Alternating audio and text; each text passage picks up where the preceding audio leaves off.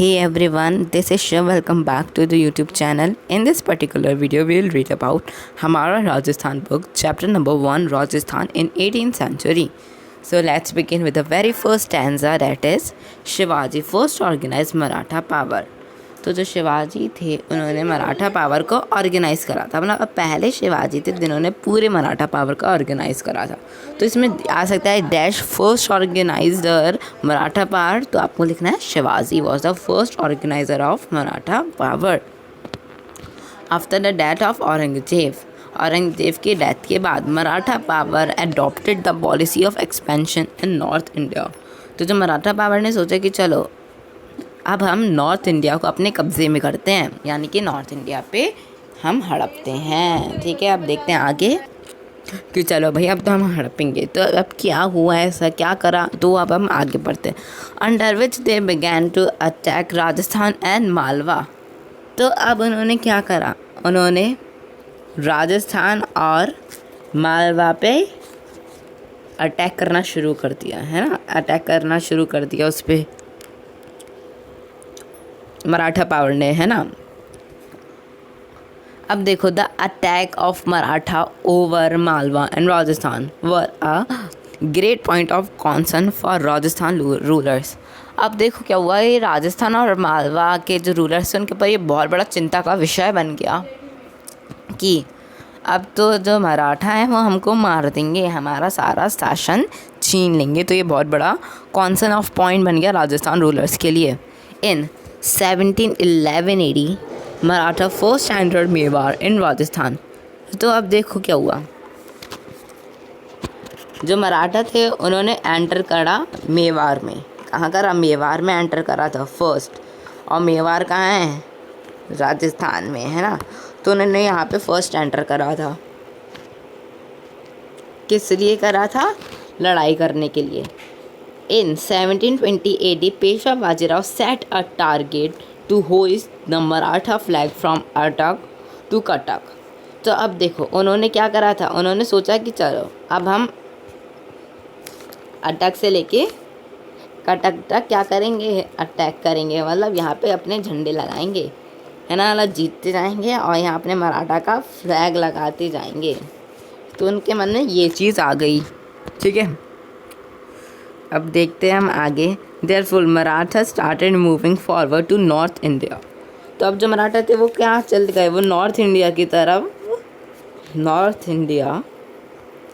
तरफ आगे बढ़ने लगे, आगे फॉरवर्ड होने लगे, है ना। अब देखते हैं हम आगे। In 1726 AD Maratha attack Kota and Bundi. अब क्या हुआ, 1726 में मराठाओं ने कहा कोटा में और बूंदी में अटैक करना शुरू कर दिया, है ना।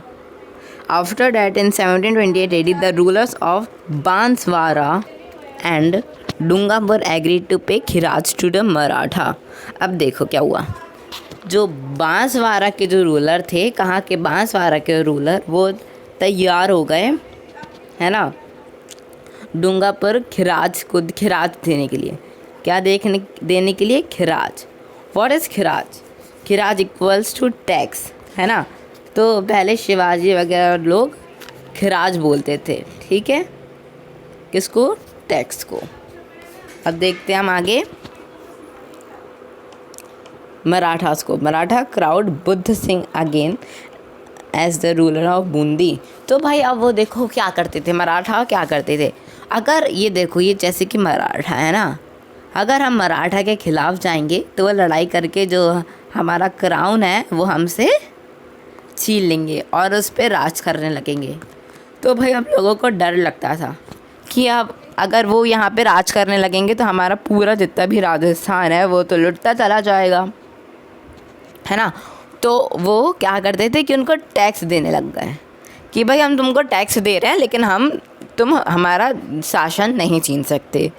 तो अब देखो, अब जैसे कि वो बोलते हैं एज अ एग्ज़ाम्पल, हमें 50 मोहरे तो चाहिए ही है हर महीने, है ना, या हर उनका जितना भी शेड्यूल्ड होता वो तब मांगते। तो हमें उनको as a tax, as a khiraj हमें वो देना होता है ना। ठीक है, तो अब चलते हैं हम आगे। It was the case of interference of Maratha in the politics of Rajasthan. तो क्या था, जो मराठा से ना वो एक तरह से टांग अड़ाने लग गए थे राजस्थान की पॉलिटिक्स में, है ना, उनकी राजनीति में। It causes fear among the other rulers. अब भाई फियर तो पैदा होगी राजस्थान के रूलर्स में।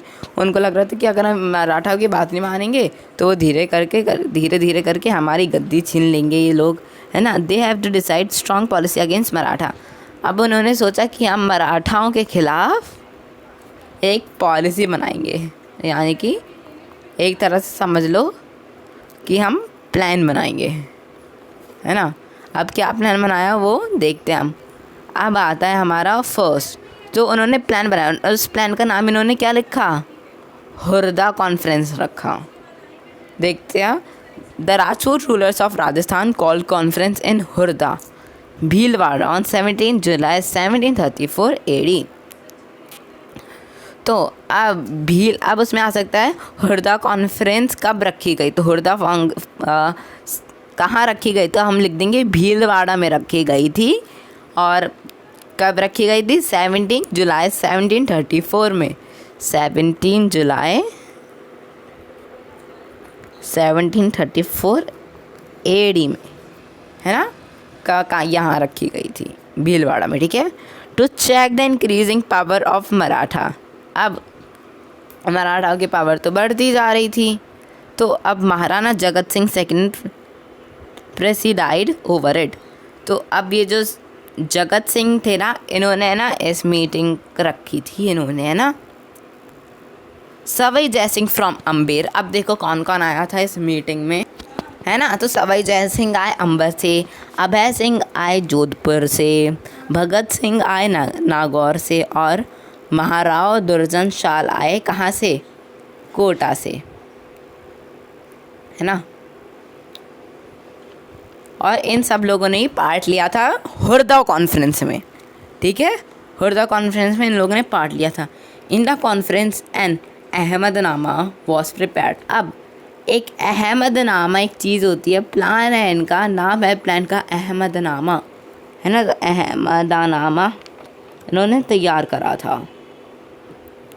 इन which it decided all of would coexist with each other. हम सब लोग मिलजुल के काम करेंगे, है ना। The enemy and friends of one would be enemy and the friends of all other. इसमें बोला क्या है, जो हमारा दोस्त है अगर उसका जो दुश्मन है वो हम सब का दुश्मन है, अगर हमारे दोस्त का जो दोस्त है वो हम सब का दोस्त है। यानी कि ये लोग एक तरह से सोचने लग गए थे, है ना। एक टीम बना ली थी इन्होंने। अब देखते हैं आगे। All were decided together for a new plan. अब ये सारे लोग एक नए प्लान क्या करने लग गए, डिसाइड करने लग गए, है ना। All would meet again in Rampuram. तो उन्होंने सोचा, उन्होंने कहा कि अब हम नेक्स्ट मीटिंग करेंगे रामपुरा में। कहाँ, कब, जब मॉनसून सीज़न ख़त्म हो जाएगा, है ना। बट ये जो प्लान था वो कभी पेपर पे नहीं आ पाया, क्योंकि ये जो रामपुरा वाली मीटिंग थी ना, कौन सी वाली, रामपुरा वाली मीटिंग, ये कभी हो ही नहीं पाई, है ना, कभी हो ही नहीं पाई ये रामपुरा वाली meeting. The Rajput rulers were the same on the basis of caste, traditions, custom, etc. Yet the were not united.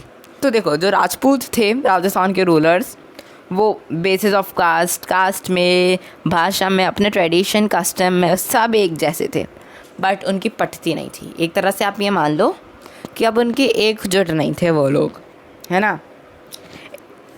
Indifference of Savai Jaisingh from Amber and the ambiguity of decision caused a failure of the policy against Maratha. तो जो जय सिंह थे अंबर से, उनका जो decision था, है ना, उनका जो प्लान था वो फेलियर भी हो गया, क्योंकि कोई एकजुट था ही नहीं अगेंस्ट मराठा के खिलाफ। जो थे वो एकजुट थे ही नहीं, सब अपने काम में मस्त हो गए, है ना।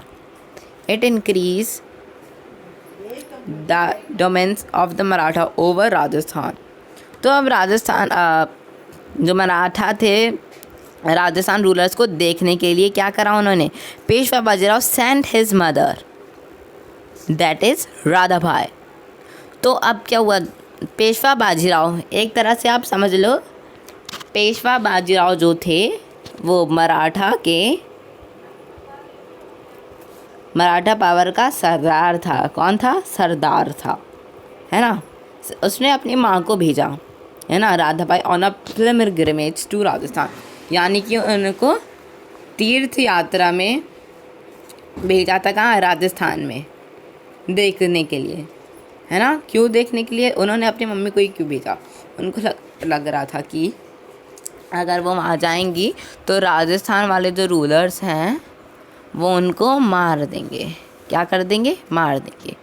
तो इसलिए उन्होंने अपनी माँ को भेजा था इस बलि का बकरा, है ना। तो लेकिन ऐसा कुछ भी नहीं हुआ। वो अलग अलग जगह जाएंगी, अलग अलग रूलर्स ने उनका सम्मान करा, है ना। अलग अलग चीज़ें मिल रही थी तो उनको सम्मान के साथ, अलग अलग सम्मान के साथ वापस करा। तो अब देखो, इससे बादशाह को क्या पता चला कि जितने भी राजस्थान के रूलर्स हैं वो एकजुट तो है ही नहीं, बिल्कुल भी एकजुट नहीं है, क्योंकि सबको अलग अलग सम्मान मिल रहा है ना, एक जैसा अलग जा रहे अलग जगह। तो बाजीराव को ये पता चला। तो अब जो पेशवा बाजीराव था ना, वो गया राजस्थान, है ना। और उसी के जस्ट अगले साल वो क्या कलेक्ट करने लग गया? He began to collect chauth. What is chauth? Chauth is called tax. Chauth भी टैक्स होता है और खिराज भी टैक्स ही होता है, ठीक है भाई। हाँ, अब देखते हैं हम आगे। The role of Maratha in the succession struggle of Rajasthan 1743 to 1715 AD. The 18th century saw the struggle of succession among the Rajput rulers. It gave opportunity to the Marathas to interference in the decision of succession in Rajasthan. तो 18th century में बहुत struggles है Rajasthan rulers ने, है ना। बहुत सारे opportunity मिली मराठास को, है ना, इंटरफेरेंस करने की, है ना, डिसीजंस लेने की राजस्थान में है। तो एक तरह से समझो कि कब्जा ही सा कर लिया था मराठा पावर्स ने राजस्थान रूलर्स पे, है ना। क्योंकि जो राजस्थान रूलर्स हैं उनकी चलती वलती तो थी नहीं भाई ज़्यादा अच्छे से। अब देखो अब क्या हुआ, जयपुर सक्सेशन स्ट्रगल। अब जयपुर सक्सेशन स्ट्रगल्स पढ़ेंगे हम लोग। Chandra Kumar Bai, the daughter of Maharana Ambar Singh second from Udaipur, got married to Savai Jai Singh in 1708 AD to the condition that is their son will be crowned as a ruler of Jaipur. तो अब देखो, जो चंद्रबाई कुंवर थी वो क्या महाराणा अंबर सिंह सेकंड की डॉटर थी, जो कि उदयपुर के महाराजा थे। कौन? महाराणा अमर सिंह सेकंड, है ना। तो उन्होंने ना अपने चंद्र कुंवर बाई को, है ना, ब्याह किससे? सवाई जय सिंह से। उनको मतलब क्या था उनका, मतलब चाहते क्या थे? महाराणा जो सिंह थे, है ना, उदयपुर के महाराजा, वो चाहते थे कि उनका जो पोता होगा पोता जो मतलब चंद्र कुमार बाई का जो बेटा होगा वो आगे चल के जयपुर का सक्सेशन संभालेगा। जयपुर का मतलब वो बनेगा राजा, है ना, प्रिंस, राजा बनेगा वो। तो अब ऐसा क्या हुआ, है ना। तो उनकी ये कंडीशन थी। अब व्हेन सवाई जय सिंह डाइड, अब जो सवाई जय सिंह थे वो मरे। कब मरे? 1743 में। All right. Madho Singh, the son of Chandra Kumar by. अब माधो सिंह कौन था? चंद्र कुमार बाई का सन था, है ना, son of Chandra Kumar Bai. The Prince of Mewar challenge with the supported of his maternal uncle Maharana Singh Ishwar Singh, the eldest son of Sawai Jai Singh. अब देखो भाई यहाँ पे क्या खिचड़ी पक रही है, इस पूरे सेंटेंस में ये खिचड़ी पक रही है कि जो चंद्र कुमार बाई थी, कौन? चंद्र कुमार बाई, है ना, उनका बेटा था माधो सिंह, है ना। और चंद्र कुमार बाई की शादी किससे हुई थी? सवाई जय सिंह से, है ना। सवाई जय सिंह से उनकी शादी हुई थी। अब देखो भाई, पहले के राजा तो बहुत सारी शादियाँ कर लेते थे, है ना। तो ये जो चंद्र कुमार बाई थी ये शायद इनकी सेकंड वाइफ थी। तो जो इनकी फर्स्ट वाइफ थी, तो इनकी जो फर्स्ट वाइफ थी, है ना, उनसे ईश्वर चंद्र आए थे, है ना। ईश्वर चंद्र को भी राजा बनना था, है ना। ईश्वर सिंह को भी राजा बनना था। वो एल्डेस्ट सन था, यानी कि बड़ा बेटा था सवाई जय सिंह का, है ना।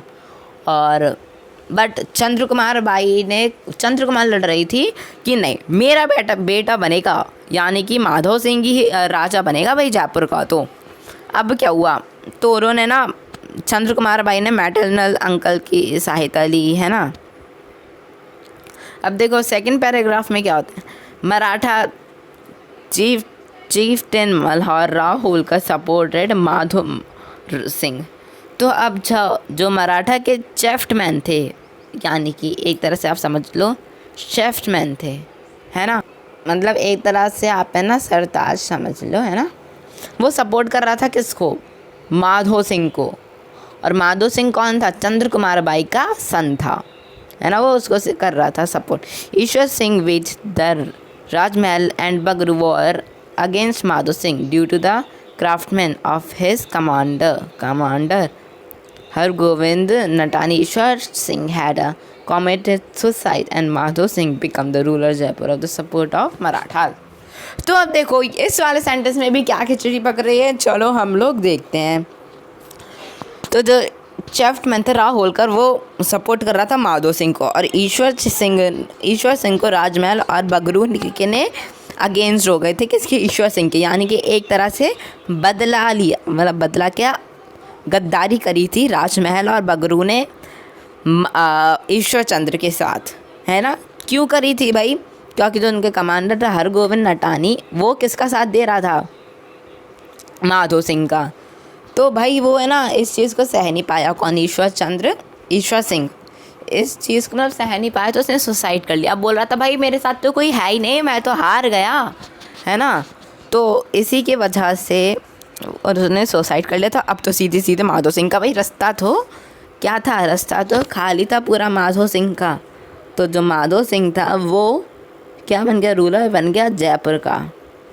किसके सपोर्ट से, पूरा सपोर्ट यहाँ पे किसका दिख रहा था, मराठाओं का, है ना। अब ये देखो राजस्थान की राजनीति में ये लोग कितना टांग गड़ा रहे हैं, है ना, मराठास लोग। अब आता है जोधपुर सक्सेशन स्ट्रगल में क्या हुआ था देखते हैं। Same as in the Jaipur Maratha fair in Jaipur too. अब देखो जैसे मराठाओं ने जयपुर के सक्सेशन स्ट्रगल में टांग अड़ाई थी, ऐसे ही जोधपुर के मामले में इन्होंने इंटरफेयर कर दिया। There to the succession struggle begin between Ram Singh and Bhakta Singh. यहाँ पे भी दोनों राजा के लिए लड़ाई कर रहे थे, रूलर के लिए, राम सिंह और Bhakta Singh. Both got engage in efforts to get support from Maratha. अब दोनों ही आ गए मराठा के सपोर्ट में। अब देखो क्या होता था, इनका मराठा आते थे तो लगता था कि भाई अगर हम मराठा से मिल गए तो हमारा सीधे रास्ता खाली हो जाएगा राजा बनने का। तो दोनों बन गए, तो दोनों मिल चुके थे किससे, मराठाओं से। द इंटरफेरेंस ऑफ पेशवा के इंटरफेरेंस में Sandhiya and Holkar increase. Finally Ram Singh got half of the state. Mewar was not only divided but only its financial condition got pitiful. Trade got destroyed, agriculture was ruined, and the demand of Maratha increased day by day. There is not agree by of the settlement. अब देखो दोनों आ गए थे, यानी कि राम सिंह और भक्ता सिंह दोनों मराठा के पावर में आ गए थे। अब देखो अब उनके दिमाग में एक और नई खिचड़ी पकी, किनके, मराठाओं के। तो उन्होंने जोधपुर था ना उसको हाफ डिवाइड कर दिया, राम सिंह को आधा वो मिल गया और भक्ता सिंह को आधा वो मिल गया, अपना रूलर। तो लेकिन अब क्या हुआ, एग्रीकल्चर की प्रॉब्लम आने लग गई, फाइनेंशियल प्रॉब्लम्स आने लग गई, है ना। और ये धीरे धीरे डिस्ट्रॉय होने लगी थी चीज़ें, है ना। और लेकिन मराठाओं को तो क्या चाहिए था, टैक्स चाहिए था। अगर कोई टैक्स नहीं देता तो उनके सर से क्राउन जो था वो हटा लिया जाता, है ना। यानी कि वो सीधा क्या करते, वो सीधा राज करने लग जाते। तो इसी वजह से उनको क्या करना पड़ गया, उनको टैक्स देना पड़ गया। अब क्या टैक्स देना पड़ रहा था, लेकिन अब सारी चीज़ें ख़राब होने लग गई थी, पैसे आ नहीं रहे थे अच्छे से। लेकिन जो मराठास की जो डिमांड्स थी वो डे बाय डे बढ़ती ही जा रही थी, लेकिन वो इस सेटलमेंट से एग्री नहीं हो रहे थे, क्योंकि भाई अब कुछ बचा ही नहीं है। आपको पैसे मिल रहे हैं 50, है ना, 50 करोड़ आपको पैसे मिल रहे हैं, बट उनको चाहिए 100 करोड़। तो ऑब्वियस सी बात है, जो ये वाला है वो तो घाटे में ही जाएगा ना, उसके पास इतना पैसा होगा नहीं, बन ही नहीं पाएगा। तो ये हुआ था जोधपुर सक्सेस स्ट्रगल में। अब देखते हैं Mewar success in struggle. As Maharana Raj Singh second dead in 1761 AD। Maharana Raj Singh second मरे थे, कब डेड हुए थे 1761 AD में। हरी सिंह वॉज क्राउंड, हरी सिंह को ताज मिल गया था। आफ्टर सम टाइम, कुछ समय के बाद, there were 2 claimants for the throne. अब 2 वापस से आ गए थे उसको क्राउन के लिए, है ना। One was Hari Singh and other was Ratan Singh. अब वापस 2 लोग आ गए थे कि नहीं भाई अब तो हम राजा बनना। ये कैसे बन गया, है ना। 2 वापस आ गए गद्दी के लिए। थ्रोन मीन्स गद्दी, शासन, ठीक है। Both attempt to get aid for the Marathas. अब वापस दोनों मराठास के पास गए। As a result Maratha interfered in the civil war which blocked the way of Mewar to progress in social, culture, financial and political field। अब देखो भाई, वापस इनकी लड़ाई में आ गए, सिविल वॉर में आ गए मराठा। सब लोग जा रहे थे भाई मराठा के पास, हमें राजा बनना है। तो अब इनको पता था जो मराठा के पास जाता है वही राजा बनेगा। तो ये लोग मराठा के पास गए। अब रिज़ल्ट क्या हुआ, है ना, मराठा ने इंटरफेयर कर दिया उनकी सिविल वॉर में और ब्लॉक कर दिए मेवाड़ के सारे प्रोग्रेस जो कि social cultural financial political field सारे ब्लॉक कर दिए। Due to the mutual unpleasance of the ruler of Rajasthan, Maratha interference increase which block the path of development. और उन्होंने डेवलपमेंट रोक दिया था। कहाँ का, राजस्थान का। वो चाहते थे कि कैसे हमारा मराठा से अच्छा कैसे राजस्थान बन सकता है। तो उन्होंने क्या करा था, ब्लॉक कर दिए सारे डेवलपमेंट्स राजस्थान के, ठीक है। तो देखो कितना वो कर रहे थे ये मराठा लोग। अब देखते हैं हम आगे। British and the treaties, the fall of the Mughal empire and the anarchy spread by the Maratha generated political, financial and social chaos among the Rajput rulers। अब देखते हैं कि क्या हुआ। तो अब देखो, जो मुगल एम्परर की डेथ लाइन के बाद मराठाओं ने क्या टांग अड़ाना शुरू कर दिया था। तो बहुत मुश्किल होने लगी थी राजपूत रूलर्स के लिए, और भी जो मतलब मुखिया थे और जो पीपल्स थे उनके लिए होने लगी थी। तो अब क्या हुआ आगे, in such condition the British naturally got inclined to Rajasthan. अब जो ब्रिटिश थे उनका झुकाव राजस्थान की तरफ आने लगा था धीरे धीरे। तो अब क्या हुआ था, जो ब्रिटिश थे उन्होंने हाथ बढ़ाया फ्रेंडशिप का राजपूत रूलर्स की तरफ, है ना। Therefore the British began to make treaties with Rajput rulers in 1870 to 1818 AD। और उसके बाद उन्होंने उनसे फ्रेंडशिप कर ली 1817 से 1888 AD में। First of all the Rajasthan Bharatpur provinces agreed on a treaty with the British on the September 29, 1803। फिर उन्होंने फर्स्ट ऑफ ऑल जो राजस्थान भरतपुर थे वो एग्री हो गए दोस्ती करने के लिए ब्रिटिश से। कब, 1729 1803 AD में।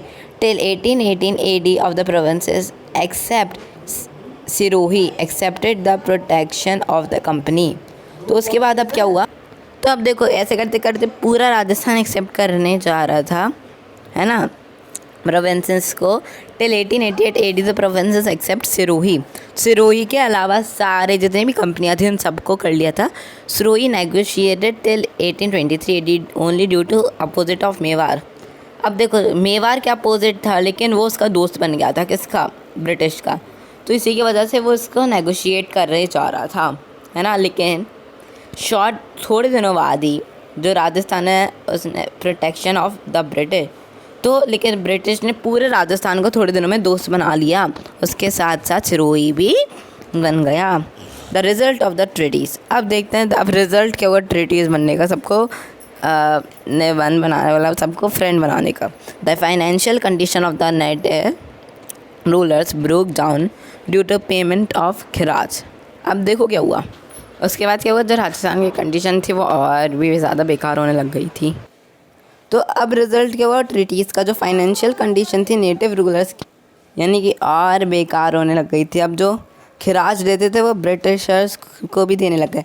मतलब अब देखो, जो मराठास से बचने के लिए राजस्थान रूलर्स ब्रिटिशर्स के पास है, लेकिन अब ब्रिटिशर्स भी वही काम करने लगे थे जो जो मराठास लोग कर रहे थे, है ना। इंटरफेरेंस, इंटरनल अफेयर्स में वो लोग इंटरफेयर करने लग गए राजस्थान के। द ब्रिटिश फोर्स करने लग गए थे कि जितनी भी तुम्हारी destroy special status of the chieftain, अब जो चीफमैन से उनसे तुम्हें ना तोड़ दो रिश्ता, अपना नाता रिश्ता तोड़ दो उनसे। It cause loss of prestige to the chieftains native trade industry and art craft and begin to destroy. अब ये सारी चीज़ें ख़राब होने लग गई, सारी चीज़ें डिस्ट्रॉय होने लग गई। On to the entry of Christian missionaries in Rajasthan, they begin to propagation of Christian religion, the common react to aggressively, which later turned into the freedom struggle of 1857 AD। तो अब उसके बाद क्या हुआ, क्रिश्चियन मिशनरीज भी आ गई। अब उसमें बताओ, इतना सब कम था कि क्रिश्चियन मिशनरीज भी आ गई और अपने जितने भी रिलीजियस थे वो उनके ऊपर थोपने लग गई। भाई ये मतलब गाना सा गाने लग गई, क्या रिलीजन में ये ऐसे करके क्रिश्चियन मिशनरीज भी आ गई। तो अब क्या हुआ, ये सब मतलब उनके दिमाग में पूरा स्ट्रगल हो गया था किसके, राजस्थान रूलर्स के लिए। तो फिर ये बहुत बड़ा फ्रीडम स्ट्रगल बन गया था 1857 AD में। तो आई होप आपको ये वीडियो अच्छी लगी होगी, है ना। तो देखो यहाँ पे ना कुछ हमें ग्लोसरीज दी गई हैं। अहमद नामक है लेटर ऑफ सेटलमेंट, है ना। चौथ मतलब tax taken by the Maratha for the safety of other rulers. तो देखो चौथ द टैक्स एग्रीकल्चर लैंड। अब देखो अभी मैं आपको अब दोनों में बता देता हूँ, अगर आप डिफरेंसेस अगर भूले ना हो तो चौथ है वो टैक्स लेते हैं क्यों, सेफ्टी ऑफ रूलर्स के लिए, है ना। चौथ इसलिए लेते हैं कि जिसकी वजह से तुम्हारा जो शासन है वो बचा रहे, है ना। और खिराज क्यों लेते थे, एग्रीकल्चर का टैक्स के लिए, है ना। कि मतलब फालतू में आ गए थे, मतलब अपना टैक्स वरना पूरे राजस्थान को जीत लेते। तो यही था मतलब इसमें इसका मतलब। तो आई होप आपको ये चैप्टर अच्छा लगा होगा।